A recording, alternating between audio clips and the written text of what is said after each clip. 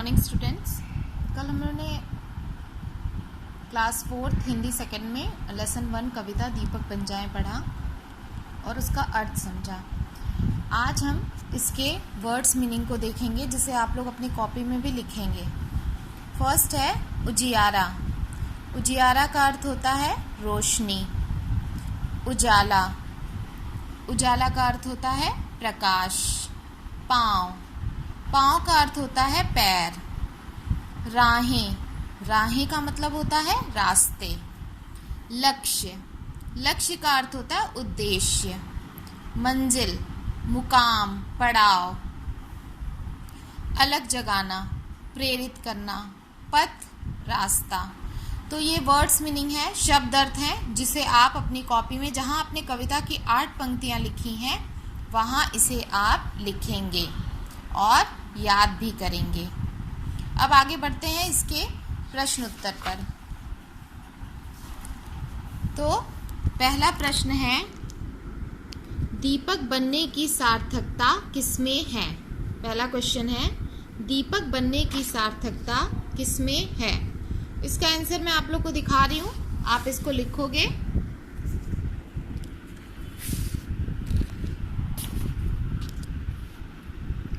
दीपक बनने की सार्थकता उसमें है जो दूसरों के दुखों और कष्टों को दूर कर सके। पहला क्वेश्चन है, दीपक बनने की सार्थकता किसमें है?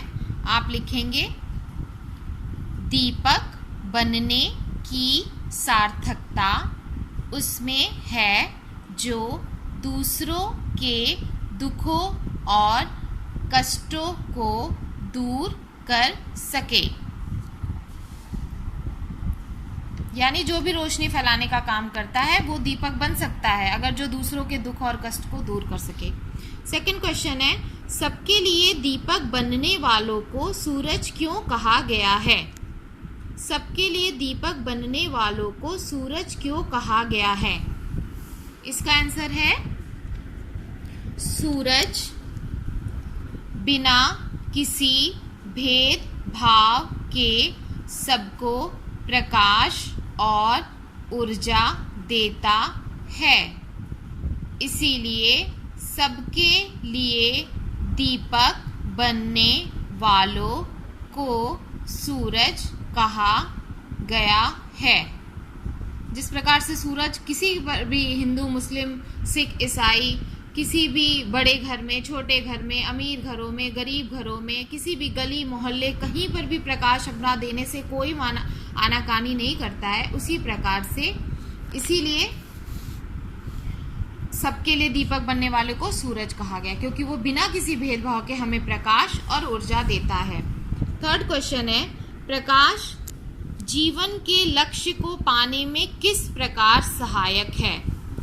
प्रकाश जीवन के लक्ष्य को पाने में किस प्रकार सहायक है? इसका आंसर आप लिखेंगे, प्रकाश हमें रास्ता बताता है और मंजिल तक पहुंचने में हमारी सहायता करता है। इस प्रकार वह जीवन के लक्ष्य तक पहुंचने में सहायक होता है। प्रकाश हमें रास्ता बताता है और मंजिल तक पहुंचने में हमारी सहायता करता है, इस प्रकार वह जीवन के लक्ष्य तक पहुंचने में सहायक होता है।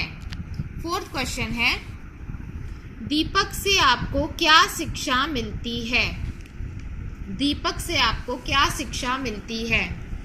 इसका आंसर है, हमें दीपक से स्वयं कष्ट सहकर दूसरों को खुशी और प्रसन्नता देने की शिक्षा मिलती है।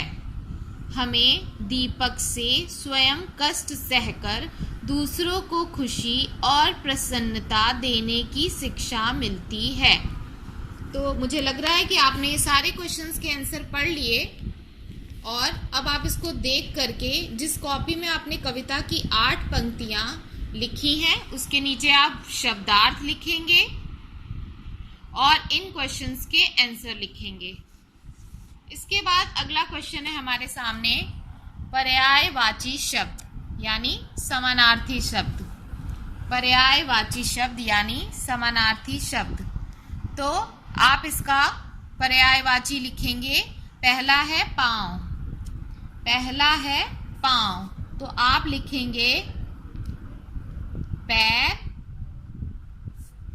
चरण, पैर, चरण।